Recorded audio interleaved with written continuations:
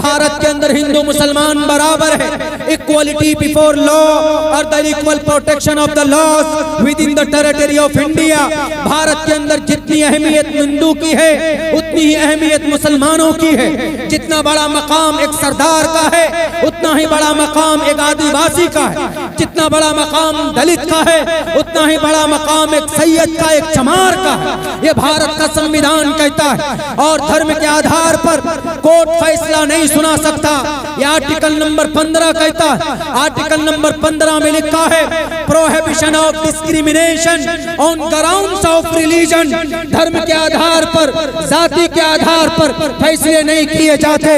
ये भारत का संविधान कहता है कि अगर कोई मुसलमान कमजोर है तो उनको हाथ से, लाठी के डंडों से उनको मार दो। आर्टिकल नंबर 21 के खिलाफ है। आर्टिकल नंबर 21 कहता है protection of our life and personal liberty.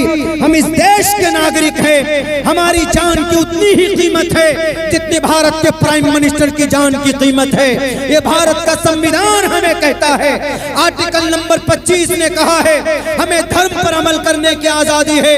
Freedom of conscience and free profession and practice propagation of the religion. धर्म की अच्छाई को पेश करना ये जुर्म नहीं है। और सुनो मदरसा गिराने वालों, मदरसा बनाना भी भारत का संविधान इजाजत देता है। आर्टिकल नंबर 30 पढ़ो, दफा नंबर 30 में लिखा है All minorities whether based on religion shall have the right to establish and administer educational institutions।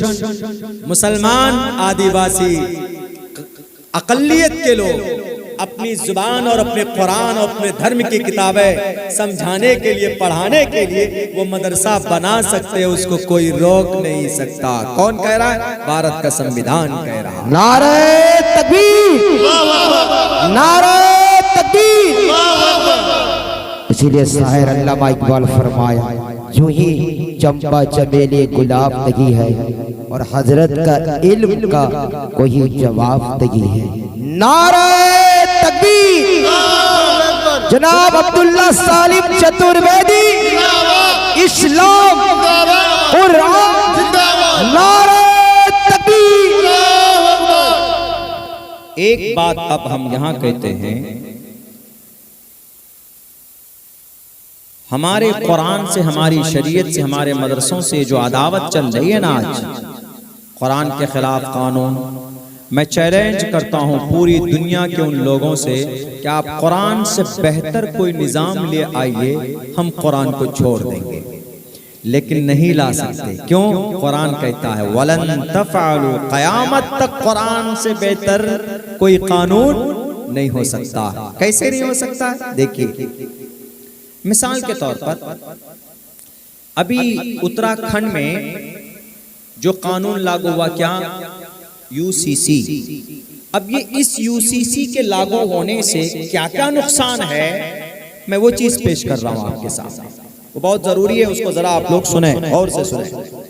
ये जलसा फिर कल नहीं होगा, ये नूरानी रात कल नहीं होगी। जो बात मैं भी बता दूंगा वो आप लोग सुनेंगे तो मैं बता ही दूंगा। अगर आप लोग थोड़ा वो हो जाएंगे तो मैं भी नहीं सुना पाऊंगा। कोई आपसे पूछे कि भाई यूसीसी, हमसे एक आदमी सवाल किया कि मौलाना यूनिफॉर्म सिविल कोड जब उत्तराखंड में लागू हुआ है तो क्या दिक्कत है? एक देश एक कानून। हमने कहा कि मसला एक देश एक कानून का नहीं है, यहाँ पर एक देश है और अदावत मुसलमानों से है। हमने कहा कि अगर आपको कानून बनाना है तो ऐसा कानून बनाओ कि किसी की धर्म को छेड़ने की कोशिश मत करो। यहाँ पर जो कानून बना है उसमें मुसलमानों की शरीयत को छेड़ा गया है, उसको बदलने की कोशिश की गई। हालांकि इस देश में कानून, मुस्लिम कितने धर्म के लोग हैं? 350 धर्म है भारत में। कितने धर्म हैं? 350। लेकिन 350 धर्म में से किसी धर्म को नहीं छेड़ा गया, सिर्फ इस्लाम को छेड़ा गया है। तो इसीलिए मुसलमान तो बोलेगा ही। और पता है मेरे भाइयों, उत्तराखंड के अंदर में यह कानून क्यों पास हुआ है? वहां के मुसलमान भी जिम्मेदार हैं। वहां के मुसलमान जिम्मेदार हैं। वहां के मुसलमानों ने सपोर्ट किया। बताइए, अल्लाह किसी जालिम बादशाह को ऐसे मौका नहीं देता। यूनिफॉर्म सिविल कोड जब लागू करना था उत्तराखंड में, मैं 2 दिन रहा हूं, तो मैंने पूछा कि भाई इतना बड़ा आपकी शरीयत के खिलाफ कानून आ गया, आप लोग खामोश रहे।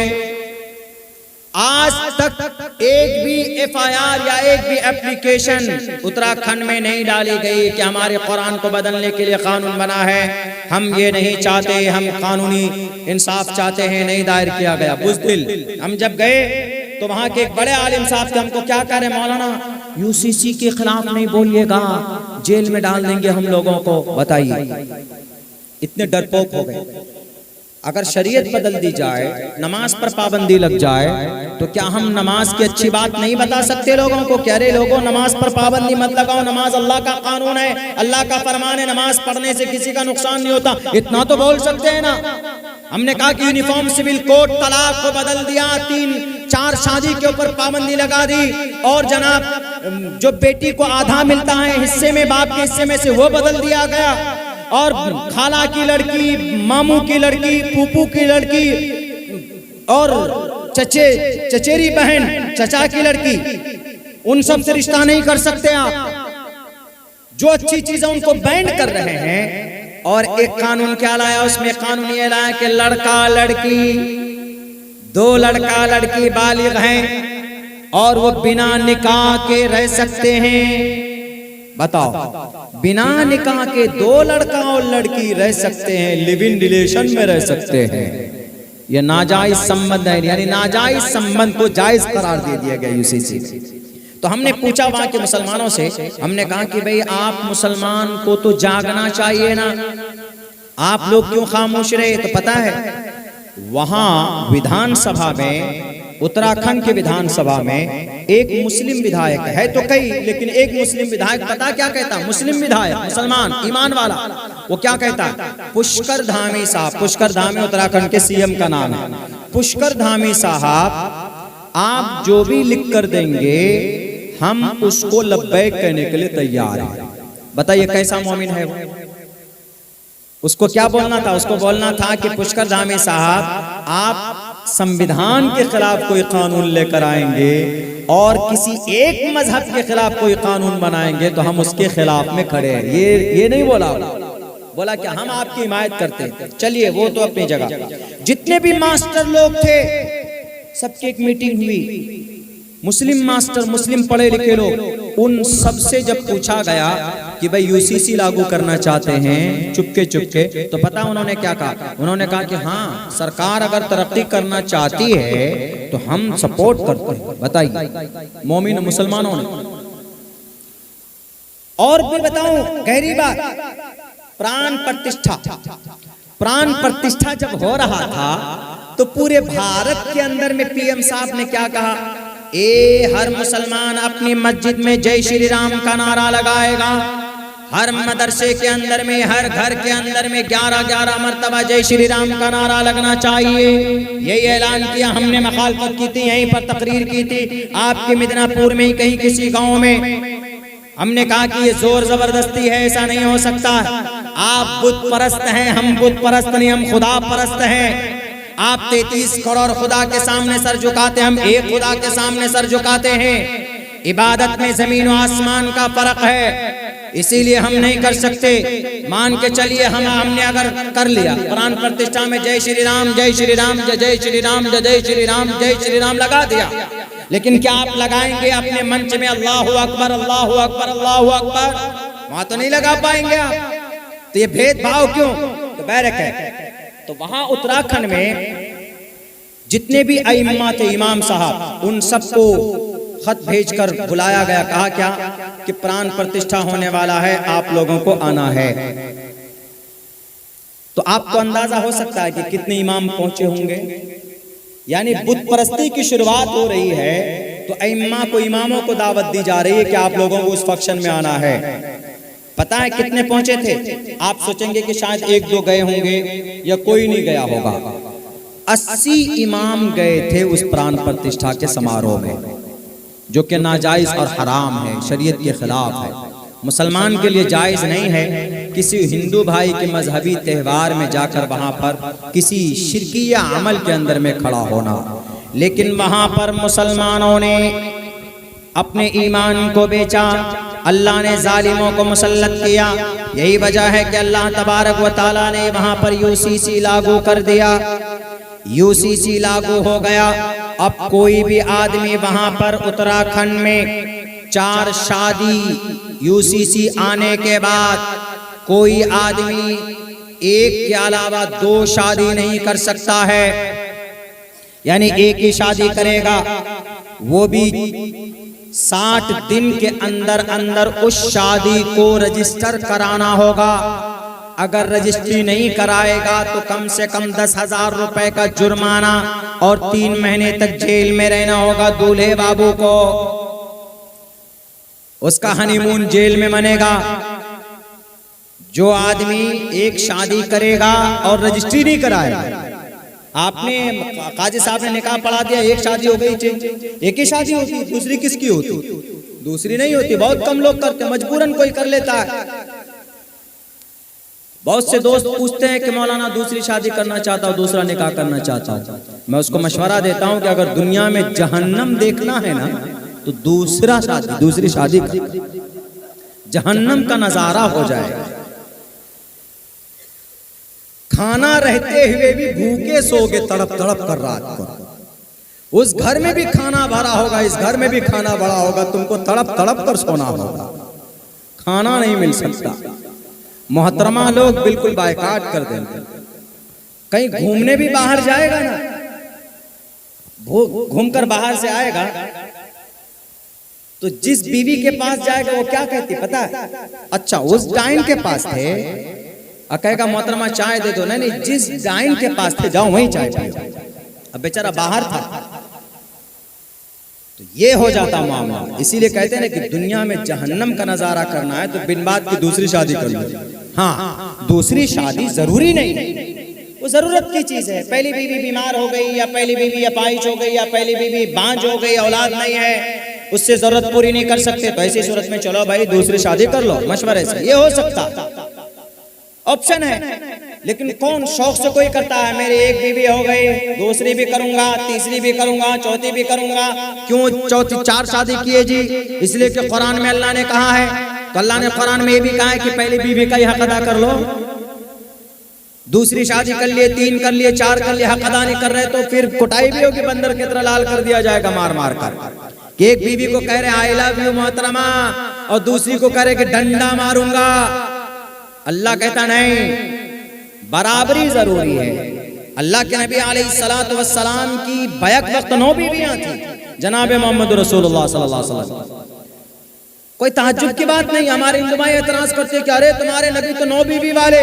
हम कहते हैं कि ब्रह्मा जी भी तो 5 बीवी वाले, कृष्ण जी भी 1623 बीवी वाले, राम जी के अब्बा मोहतरम राजा दशरथ जी 3 बीवी वाले। तो बैरक है, ऐसा नहीं है। अल्लाह के नबी अलैहिस्सलातु वस्सलाम ने 9 बीवी की, ठीक है, वो उनके लिए था, समाज को पैगाम देना चाहते थे, वो एक अलग तफसील बहस है, उस पे नहीं जाना चाहते। तो ये यूसीसी आने के बाद एक ही शादी कर सकते हैं, 2 नहीं कर सकते। तो एक ही शादी कर सकते हैं। तो यूनिफॉर्म सिविल कोड आया तो एक शादी को जरूरी करार दीजिए। एक ही शादी करेगा, लेकिन हर किसी को करना होगा, हर किसी को। यानी लड़का बालिग हुआ, 21 साल में लड़का शादी कर सकता है, 21 से पहले करेगा तो शादी नहीं मानी जाएगी। जिस लड़की से शादी करेगा उस लड़की की उम्र भी 18 साल होनी चाहिए, 18 साल से कम भी तो शादी नहीं मानी जाएगी। लेकिन एक शादी ही कर सकता है आदमी अपनी जिंदगी में। और इस्लाम में कितनी की परमिशन है? 4 की। इस 4 वाली परमिशन को इस यूसीसी के जरिए बंद किया गया है। ठीक है, कोई बात नहीं, आप एक ही शादी को जरूरी करार दीजिए फिर कि हर किसी को एक शादी करना जरूरी है। जो बालिग हो गया 21 साल का, अगर एक शादी नहीं करेगा तो जेल में डाला जाएगा। लेकिन ऐसा भी नहीं बना है कानून, बस एक ही शादी कर सकते हैं। अगर एक शादी को जरूरी करार देंगे तो योगी जी अंदर नहीं चले जाएंगे। योगी जी अभी तक शादी नहीं किए। 21 साल की उम्र हो जाए, हर एक जवान लड़के को शादी करना फर्ज है, जरूरी है, कानून में लिखना चाहिए। एक ही शादी करो। कोई भी लड़का ब्रह्मचारी नहीं रहेगा, कोई भी साधु संत नहीं बनेगा। 21 साल का हुआ शादी करो, लेकिन कानून नहीं बनाएंगे। क्यों? योगी जी अंदर, नितिन गडकरी जी अंदर, मोहन भागवत जी अंदर, ये सब अंदर चले जाएंगे। क्यों? इन्होंने शादी नहीं की। तो यूनिफॉर्म सिविल कोड में एक शादी को जरूरी करार नहीं दिया गया, सिर्फ एक आगे एक ही शादी कर सकते हैं। चलो जी ठीक है, कोई बात नहीं है। एक भी कानून ये भी बनना चाहिए ना कि भाई जिसने एक शादी की लेकिन बीवी का देख रेख नहीं करता है, बीवी को खर्चा नहीं देता है, बीवी के साथ रहता नहीं है, बीवी को मारता भगा देता है, बीवी किसी और शहर में, शौहर किसी और शहर में, तो ये गुनाह है कि नहीं है? इस्लाम में तो गुनाह है। इस्लाम में अगर शादी की है तो बीवी के साथ रहिए, उसको जरूरत की चीजें दीजिए, उसके टोटल अखराजात पूरी कीजिए। आप बीवी को छोड़कर 3-4 महीने बाहर नहीं रह सकते। अगर आपकी बीवी को आपकी जरूरत है तो 4 महीने में वापस आ जाओ। हज़रत उमर फारूक कहते हैं कि अगर जो बीवी को छोड़कर 4 महीने बाहर रहता है उसको कोड़े लगाऊंगा मैं, क्योंकि जरूरतें होती है, एक दूसरे की ख्वाहिश होती, लेकिन खैर मजबूरी होती है इंसानों की। हाँ, मर्द और बीवी दोनों अपने ऊपर एतमाद रखें तो सालों, 6 महीने, 7 महीने, 8 महीने तक रह सकते हैं बाहर, लेकिन नामुनासिब चीज है ये। एक बीवी है, उसके साथ रहो, उसकी जरूरतें पूरी करो। बाहर प्रदेश जाते हो तो फौरन आ जाओ, लेकिन बीवी के साथ रहना चाहिए, बीवी को खर्च देना चाहिए, बीवी को जिस्मानी सुकून भी मिलना चाहिए, मर्द और बीवी को दोनों को। अगर कोई बीवी शादी कर लिया है और बीवी को साथ नहीं रखता है तो इस पर भी तो कानून बनना चाहिए कि किसी ने शादी की, बीवी को खर्चा नहीं देता, बीवी को साथ नहीं रखता है, तो उसके ऊपर कानून बनना चाहिए। कानून क्या बनना चाहिए कि भाई बीवी के साथ निकाह करके बीवी के साथ नहीं रहता है, तुम मुजरिम है, तुम एक आदमी को धोखा दे रहा है, एक आदमी की जिंदगी के साथ खिलवाड़ किया, तुम जाओ जेल। उनको भी 6 महीने का जेल होना चाहिए, लेकिन ऐसा भी कानून नहीं बनाएंगे। क्यों? अगर ऐसा कानून बना, प्राइम मिनिस्टर साहब मोदी जी, योगी अंदर जाएंगे। क्यों मोदी जी अंदर जाएंगे? 42 साल से मोदी जी अपनी बीवी के साथ नहीं रहते हैं। वो अहमदाबाद में रहती है और वो दिल्ली में रहते हैं। ये कानून नहीं बनाएंगे। यूनिफॉर्म सिविल कोड आया, क्या तब्दीली आई? और एक तो ये कि 4 शादी की परमिशन नहीं, एक शादी। दूसरी क्या चीज? दूसरी चीज जो सबसे गंदी है इसमें, सबसे बुरी चीज है, वो ये है कि जवान लड़का और एक जवान लड़की अगर दोनों एक साथ रहना चाहें, एक साथ रहना चाहें हस्बैंड वाइफ के तरह नाजायज संबंध में, तो वो रह सकते हैं। यानी नाजायज संबंध को जायज करार दिया गया यूनिफॉर्म सिविल कोड के जरिए से। इससे गुनाह बढ़ेगा कि गुनाह कम होगा? इससे गुनाह बढ़ेगा। कैसे गुनाह बढ़ेगा? मिसाल के तौर पर एक जवान लड़का है, खूब पैसा वाला है, 21 साल उम्र हो गई, कलकत्ता में रहता है। एक लड़की है, उड़ीसा की है, वो भी 18 साल से ज्यादा उम्र की है, खूबसूरत है, वो चली गई। लड़का करोड़पति, दोनों हस्बैंड वाइफ की तरह रह रहे हैं, लिव इन रिलेशन में बिना निकाह के रह रहे हैं। 1 साल का जमाना गुजरता है, उन दोनों के बीच में हर वो काम होता है जो मियाँ बीवी के बीच में होता है। सिर्फ बच्चा पैदा नहीं हो रहा है, क्योंकि वो लोग अपनी हिसाब से रिश्ते बनाते हैं, संबंध बनाते हैं, लेकिन एक इन दोनों का अब रहना नाजायज नहीं है, हराम नहीं है कानून के नजर में।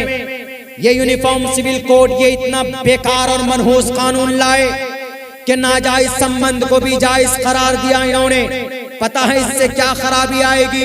इससे खराबी ये आएगी कि मर्डर भी बढ़ेगा, जिना भी बढ़ेगा और समाज में बेटियों के साथ नाइंसाफी होगी। 1 साल हुआ, उस लड़की को कोई और करोड़पति अरबपति लड़का मिल जाए तो वो लड़की क्या करेगी? कह रहे तुम तो करोड़पति हो, मुझे तो लखपति मिल रहा, चुपके चुपके उसके साथ रिश्ता बनाएगी, इसको छोड़ देगी वो। लेकिन ये बेचारा लड़का, ये तो दिलो जान से मोहब्बत कर रहा है, सब कुछ लाके दे रहा है, उसकी जरूरतें पूरी करता है, वो दिल से मोहब्बत करने लगा है, दिल से। लेकिन लड़की लालची, इसने 1 साल इसके साथ अपनी जिंदगी बिताई, उसके बाद उससे ज्यादा पैसा वाला मिला तो उसके साथ चली जाएगी। ये वाला लड़का बर्दाश्त करेगा? किसी भी कीमत में नहीं कर सकता। ये दिल फेंक आशिक 1 साल तक कहेगा कि मैंने तुमको आईफोन दिया, मैंने तुमको वैलेंटाइंस डे पे 100 मरतबा आई लव यू बोला है, मैं तुमको फ्रेंडशिप डे मनाया, मैं तुमको किक डे मनाया, मैं तुमको मिस डे मनाया, कौन कौन सा डे मनाया, लो अब मैं तुम्हारा मर्डर डे मनाता हूँ। उसके बाद चाकू लेकर जाएगा, पेट में घोंप करके उसके जिस्म को फाड़ देगा। कुछ भी कर सकता। कहते हैं ना कि वह आशिक, जख्म खाया हुआ आशिक कुछ भी कर सकता है। हुआ कि नहीं हुआ? दिल्ली के अंदर मोहम्मद आफ्ताब नामी उस नौजवान ने अपनी गर्लफ्रेंड को, यही नाजायज संबंध में रहते थे, ये जिसको पुष्कर धामी साहब ने कानूनी दर्जा दे दिया। शायद इनको नहीं मालूम कि बेटी का क्या सम्मान होता है, इनको नहीं पता कैसे कुर्सी इख्तिदार तक बैठ गए। और ये आज भाषण देते हैं कि हल्द्वानी में जहां हमने मदरसा तोड़ा, मस्जिद शहीद की, हम वहां पुलिस स्टेशन बनाएंगे। तुम्हारे पुलिस स्टेशन बनाओ ठीक है, लेकिन इंसानों की रक्षा के लिए पुलिस वालों को बहाल करो। 30 पुलिस वालों ने गोली मारकर मासूम सिविलियन को शहीद कर दिया गया वहां पर हल्द्वानी के अंदर में। डीएम गोंगी, एसपी बेवकूफ, अगर वो चाहते तो वहां पर कानूनी कार्रवाई कर सकते थे, लेकिन नहीं किया, इसलिए कि सारे जालिम लोग बैठे हुए हैं। समाज की बेटी की इज्जत बचाने के लिए कानून बनना चाहिए, इज्जत को तार तार करने के लिए कानून नहीं बनना चाहिए। अभी दिल्ली के अंदर में वो लड़का ने 35 टुकड़े किए अपनी गर्लफ्रेंड की, क्यों? बेवफा हो गई थी। यही लिव इन रिलेशन में रहते थे, वो लड़की किसी और से प्यार करने लगी, आफ्ताब को पसंद नहीं आया, ये फौरन छुरी उठाया, जाकर उस बच्ची के 35 टुकड़े किए। हालांकि उसका यह अमल बहुत बड़ा गुनाह है, बहुत बड़ा जुर्म है, लेकिन वजह क्या बनी? यही लिव इन रिलेशन, निकाह के बगैर रिश्ता।